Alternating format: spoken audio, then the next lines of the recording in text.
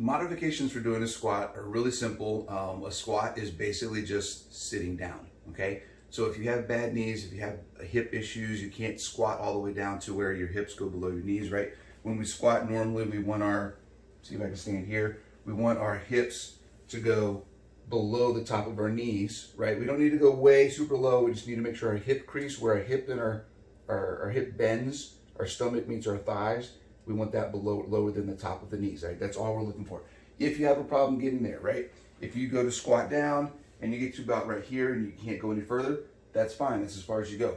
What I like to do is get you to squat to something, right? Get a box, get a bench, get a chair, right? You're gonna put your feet in front of whatever you're gonna squat on, sit to, and you're just gonna sit down, right?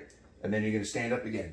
Now notice what we're looking at here is we're trying not to let the weight go into our knees, and I'm not leaning super far forward to stand up. I'm trying to keep my chest up.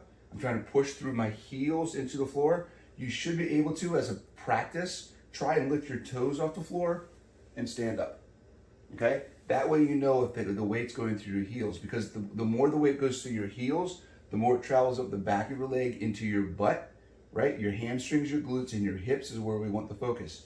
If you lean forward, you're pushing through your toes, and that pushes everything through the front side, which focuses on the knees. That's not where we want to be. We want to keep everything in the back, sit down, and then stand up, okay?